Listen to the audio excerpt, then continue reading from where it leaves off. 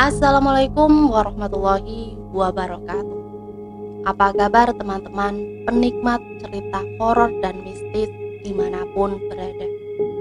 Dengan tidak bosan, saya berdoa semoga kita semua selalu dalam lindungan Allah Subhanahu wa Ta'ala, diberikan kemudahan dalam segala urusannya. Amin. Kali ini saya akan membagikan satu cerita. Seperti apa ceritanya? Mari kita mulai. Bismillahirrohmanirrohim. Kades Darmanto. Balada dan teror horor dua sahabat karib di desa. Peristiwa ini terjadi sekitar tahun 80-an. Rintik hujan malam itu tidak menyurutkan semangat para peronda di desa. Meski kilat menyambar-nyambar, tetapi rutinitas yang harus dijalankan sesuai jadwal haruslah tetap berjalan. Suwarno kala itu mendapat giliran untuk ronda, berjalan ke arah pos sembari melihat keadaan kanan kiri. Apakah sudah aman atau belum? Karena akhir-akhir ini sering ada laporan dari beberapa warga yang kehilangan alat pertanian mereka. Tidak biasanya mereka kehilangan alat-alat pertanian yang ditaruh di depan rumah. Saat sampai di pertigaan, Suwarno berpapasan dengan warga lain yang juga mendapat giliran ronda. Dia adalah Faiz, yang malam itu bapaknya sedang kurang enak badan, sehingga menyuruh dirinya untuk menggantikannya. Mereka berdua kemudian melanjutkan perjalanan menuju pos ronda. Letaknya di sebelah barat pertigaan yang jaraknya kurang lebih 100 meter. Sesamanya di sana, Faiz mengeluarkan sebungkus rokok sembari menawarkan pada Suwarno agar tidak kedinginan. Suwarno tidak langsung mengambil tawaran tersebut, akan tetapi dirinya malah bergumam. Biasanya kalau jaga ronda malam seperti ini ada warga yang nganterin cemilan kan? Lumayan bisa buat nahan ngantuk. Tapi malam ini kok sepi ya? Kemudian Suwarno yang semula bekerja di ladang mungkin kedinginan. Mendadak ia merasa suasana yang berbeda. Tercium aroma kemenyan yang semakin lama semakin menyengat hidung. Seketika bulu kuduknya meremang. Ternyata hal yang sama juga dirasakan oleh Faiz. Aroma itu menyebar di hidungnya. Untuk sekejap mereka saling pandang, memberi isyarat bahwa malam ini mungkin akan menjadi malam yang mencekam. Beberapa saat kemudian aroma itu lenyap dengan sendirinya. Mereka pun semakin tenang dan menikmati rokok sambil menunggu kedatangan peronda yang lain. Malam semakin larut, akan tetapi dua warga lain yang mendapat giliran ronda belum juga kunjung datang. Hawa dingin disertai sambaran petir membuat mereka semakin malas untuk berjaga. Sementara Suwarno dan Faiz sudah saling diam. Tidak ada lagi bahan yang dijadikan untuk obrolan. Rokok masih menjadi andalan pengusir dingin sambil menunggu waktu berkeliling kampung. Saat sedang terbawa lamunan, tiba-tiba jantung Suwarno berdetak tidak karuan.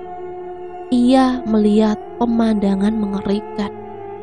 Beberapa meter di belakang Faiz, di antara cahaya kilatan gelidik, sesekali seseorang tampak berada tepat di seberang jalan pos ronda. Seseorang bertubuh kurus dengan perut buncit, sedangkan di sekujur tubuh penuh dengan darah dan nanah. Suwarno semakin bergidik. Sesaat selesai itu kemudian sosok yang dilihatnya berjalan tertatih-tatih menuju ke arahnya, hingga semakin dekat dan dengan jelas terdengar suara, "Tolong aku, tolong aku." Suwarno masih hafal betul siapa sosok yang meminta tolong itu. Yang mana dia adalah Kades Darmanto. Yang anehnya Faiz masih bersikap biasa saja. Dia asik menikmati setiap hisapan rokoknya, seperti tidak mendengar suara menggema. Sontak dengan cepat Suwarno menggendeng tangan Faiz. Pemuda itu kaget dan tidak bisa apa-apa. dengan terpaksa ia mengikuti tarikan tangan Suwarno. Bahkan dia tidak sempat mengambil sandal untuk dipakai. Sesampainya di perempatan pinggiran desa, Suwarno menyuruh Faiz untuk pulang saja. "Sudah, pulang saja kamu sana, gak usah banyak tanya." Faiz merasa bingung, tapi lagi-lagi dia tidak bisa berbuat banyak. Dan seketika Suwarno berlari menuju rumahnya. Meski begitu, Faiz sudah bisa menebak, pasti ada sesuatu hal mistis yang dilihat oleh Suwarno. Apalagi sebelumnya dia juga sempat mencium aroma kemenyan.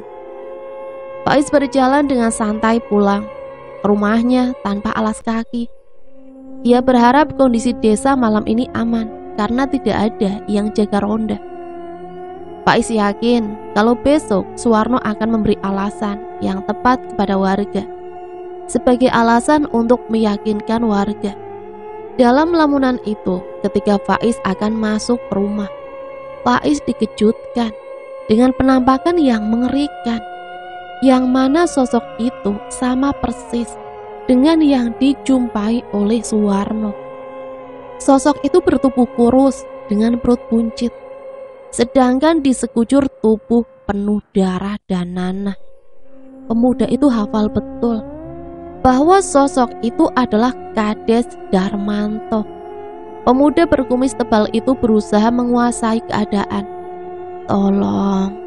Tolong aku, tolong."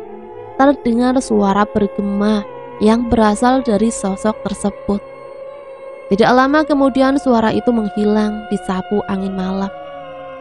Sebelum masuk rumah, Faiz mulai menebak jika ketakutan Suwarno disebabkan hal yang sama, bahwa Suwarno pasti menyaksikan penampakan Kades Darmanto.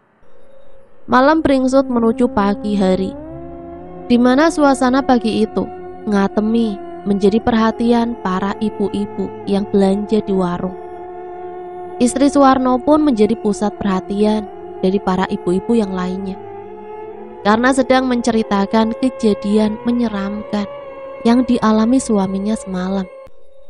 Begitupun juga dengan Muniro, ibu dari Faiz, yang ikut menegaskan mengenai sosok hantu mengerikan yang wajahnya mirip Kades Darmanto. Darmanto merupakan salah seorang yang terpandang di desa. Dia dikenal dengan tuan tanah. Namanya tersebar di mana-mana. Setiap kali ada orang yang menjual tanah, dia selalu menawar dengan harga tinggi, sehingga dapat dipastikan tanah tersebut akan dibelinya. Karena tidak ada orang lain yang mampu menyaingi harga yang dipatok Darmanto. Meski begitu, kekayaan tidak membuat Darmanto menjadi sombong. Selain dikenal sebagai tuan tanah, dia juga terkenal sebagai sosok yang dermawan pada siapa saja. Banyak para warga yang mendapat uluran tangan dirinya. Maka tidak mustahil jika 2 kali mencalonkan diri sebagai kepala desa, selalu terpilih dan tidak ada lawan untuk menyainginya. Semua itu karena warga tahu akan kekayaan dan kebaikannya, sehingga mereka berpikir ulang jika bersaing untuk melawannya. Tetapi siapa sangka, di balik wajah yang terlihat arif itu, di dalam hatinya tersimpan hal busuk yang ditutupi. Sebuah dendam yang berkecamuk dan tidak bisa dimatikan. Semua berawal dari masa lalunya. Tidak ubahnya dengan anak lain meski terlahir dari kalangan orang berada. Namun orang tuanya tidak keberatan jika Darmanto bergaul dengan siapapun. Dia pun mempunyai sahabat yang bernama Syuhada. Memang nasib orang berbeda-beda. Ada yang terlahir dari kalangan orang kaya, juga ada yang lahir dari kalangan orang kurang mampu. Syuhada sendiri adalah seorang anak buruh tani yang terbilang miskin. Saat lulus madrasah Sanawiyah, Darmanto dan Syuhada sama-sama berguru pada Kiai Juari, salah seorang kiai setempat. Mereka memperdalam ilmu agama dan ilmu kedikdaya sampai usia 20 tahun.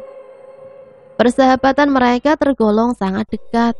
Setiap ada permasalahan apapun, selalu mencurahkan isi hati mereka. Ketekunan serta semangat syuhada mengantarkannya menjadi pribadi yang tangguh dan tidak mudah putus asa. Hal itu yang membuat Saodah, seorang gadis dari desa setempat, jatuh hati padanya. Gadis dengan berperawakan tidak terlalu tinggi, berkulit kuning langsat, serta berhidung mancung. Itu sebelumnya pernah ditaksir oleh Darmanto.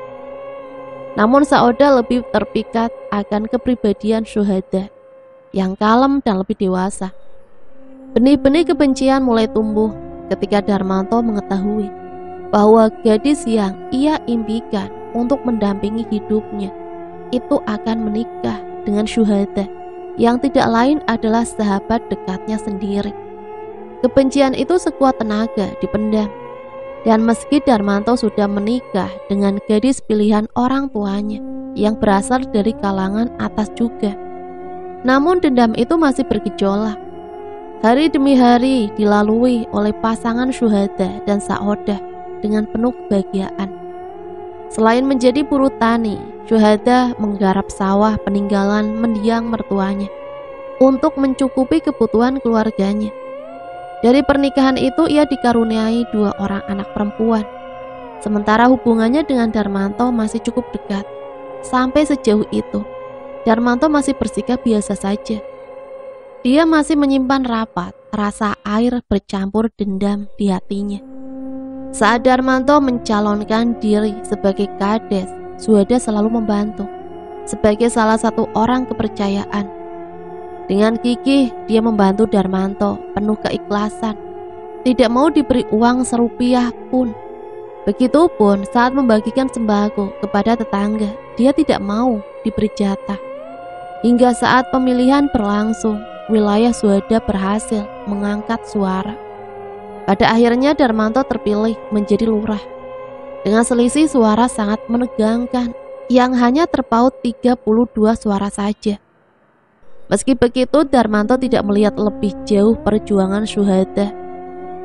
Rasa iri dan dengki itu telah bersarang dan tumbuh semakin mengakar. Iblis menjadi penentu sikapnya. Syuhada kembali mengarungi kehidupannya. Dia cukupkan terlarut dalam kebahagiaan Darmanto. Dan semenjak itu, dia menjadi jarang berkomunikasi dengan Darmanto. Syuhada paham akan kesibukan sahabatnya. Mereka terakhir bertemu adalah saat kematian guru mereka, yakni Kiai Juari. Selama 7 malam berturut-turut, mereka selalu mengobrol bersama. Dari hasil bertani bersama sang istri, selama ini setiap panen tiba, Syuhada menyisihkan sedikit hasil untuk tabungan. Setelah hampir 20 tahun lamanya menabung, sore itu mereka menghitung untuk mendaftar haji. Dan keinginan itu pun tercapai. Niat untuk melakukan rukun Islam kelima menjadi kenyataan. Mereka mengucap puji syukur atas terkabulnya doa. Kabar bahagia syuhada dan istrinya akan menunaikan ibadah haji terdengar sampai ke telinga Darmanto, menyebabkan dirinya semakin membenci sahabat kecilnya itu. Tetapi rasa dendam itu tersimpan begitu rapi.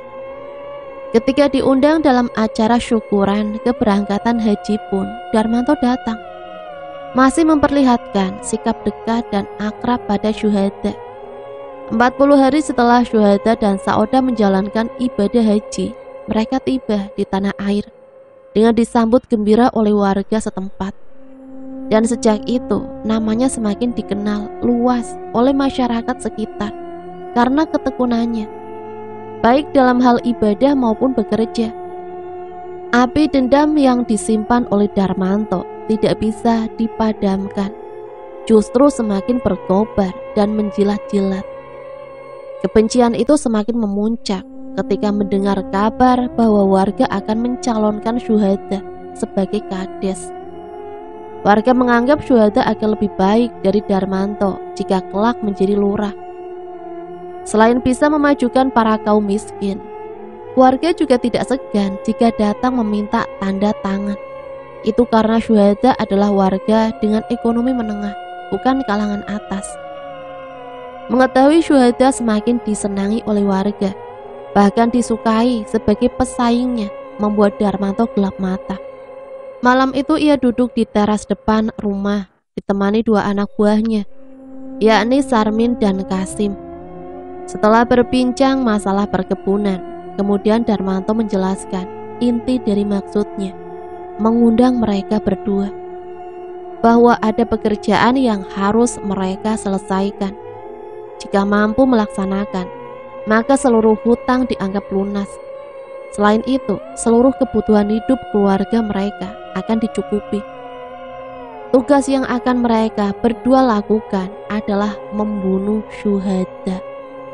Kasim berpikir panjang mengenai resiko yang akan dia tanggung jika dirinya ketahuan.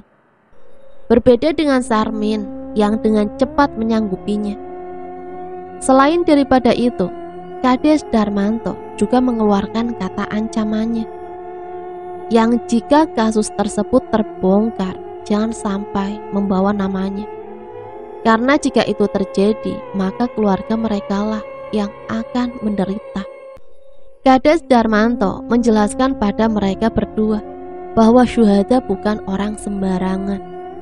Untuk mengalahkan dan menghabisi syuhada, kalian harus memukul kakinya dengan linggi kelapa gading 3 kali, ucap Darmanto.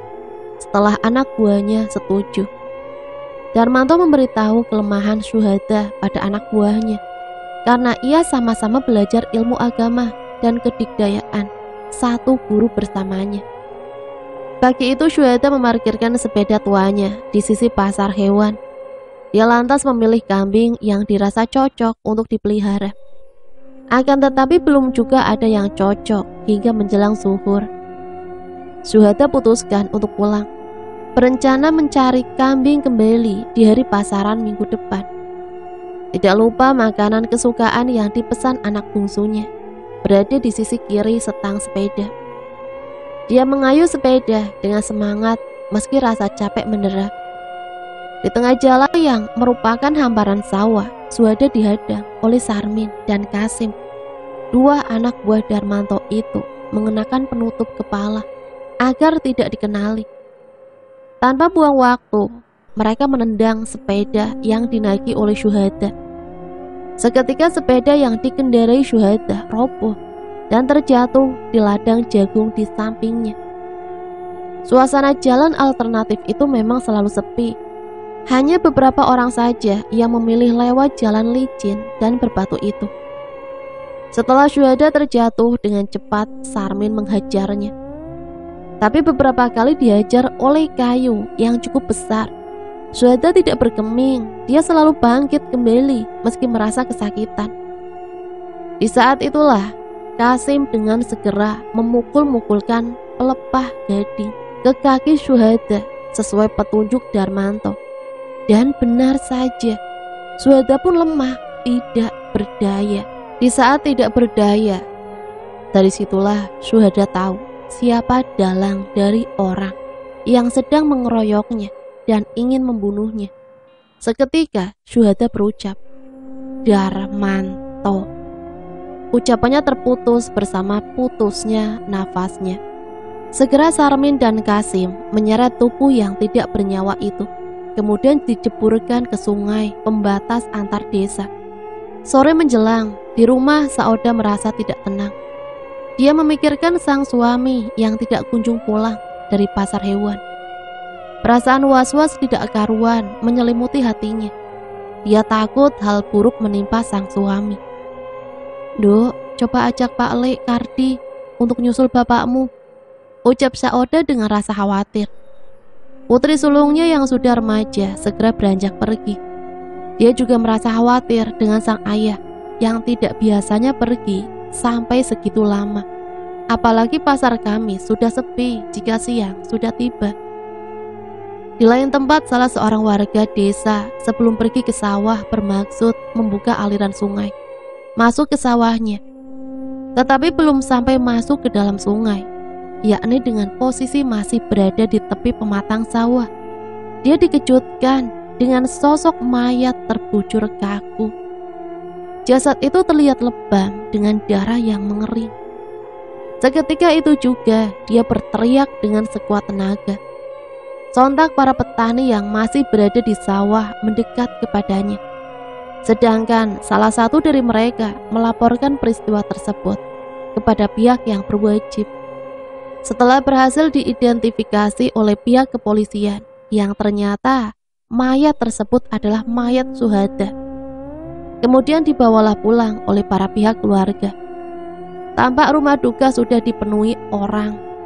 Mengetahui mayatnya diturunkan dari mobil jenazah, semua warga yang menyaksikan pun memberikan sumbangan tangisan, terutama istri dan kedua putrinya. Kok ada orang yang tega sama Haji Syuhada ya mbak?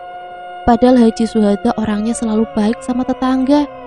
Dia juga tidak pernah punya masalah sama siapa saja, ucap seseorang yang ikut bertaksiyah.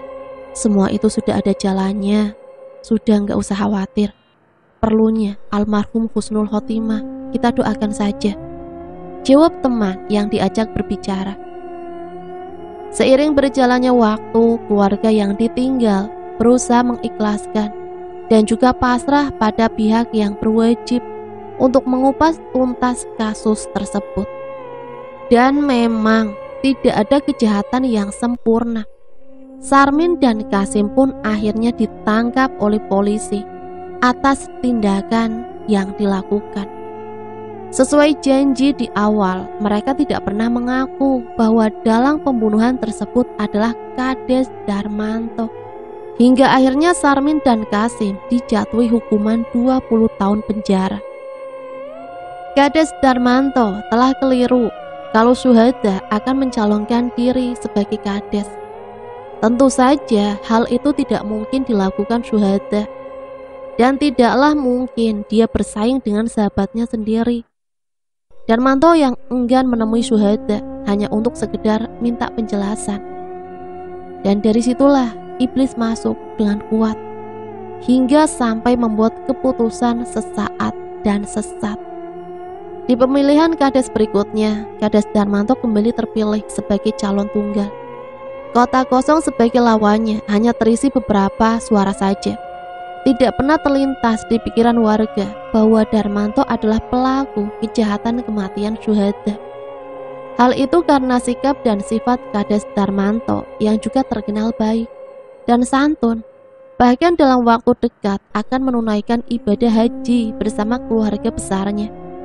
Meskipun Kades Darmanto terbebas dari hukum duniawi, tetapi ia selalu dihantui rasa bersalah. Kejadian demi kejadian ganjil mulai menghantuinya. Tepat setelah usai memperingati 1000 hari kematian Syuhada, setiap malam dia tidak bisa tidur, merasa arwah Syuhada selalu datang menghantui. Dar, kamu kok tega sama aku, Dar? Ayo temenin aku, Dar.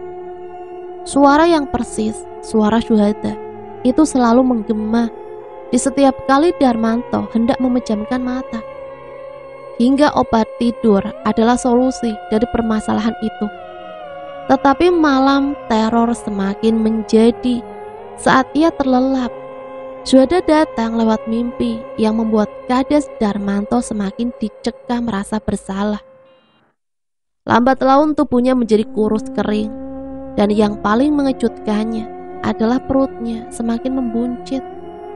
Setiap kali diperiksakan ke dokter selalu mengatakan bahwa tidak ada penyakit yang diderita. Sedangkan orang pintar ataupun dukun yang datang untuk mengobati selalu berkata kalau tidak sanggup. Hingga pada akhirnya selang beberapa bulan, Kades Darmanto yang tidak kuat menanggung rasa sakit dan bersalah menyusul Syuhada, sahabat karibnya. Pemakaman berjalan lancar, namun teror terus berlanjut. Bukan hanya para peronda saja, tapi warga juga melihat penampakan Kades Darmanto. Selang 7 hari kematian, peristiwa pembunuhan Syuhada perlahan mulai terungkap, karena kedua anak buahnya mulai berani bercerita. Akhirnya, yang menjadi penyebab sakit dan meninggalnya Kades Darmanto pun juga banyak didengar oleh warga. Tetapi apa boleh buat, sang kades telah membayar perbuatannya dengan penuh siksaan. Akhirnya teror yang menghantui dan menjadi perbincangan warga berakhir setelah pihak keluarga Kades Darmanto meminta maaf pada keluarga Syuhada Istri dan kedua putrinya syuhada menerima permintaan maaf itu, dan mereka dengan ikhlas menerima atas kehendak Sang Pencipta. Kedua keluarga akhirnya secara bersama-sama datang berziarah ke makam dua sahabat karib, yaitu Syuhada dan Darmanto. Dan sejak saat itulah warga kampung menjadi aman dari teror penampakan Sang Kades. Cerita selesai.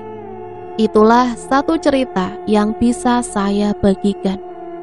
Semoga cerita ini bisa kita ambil pelajarannya.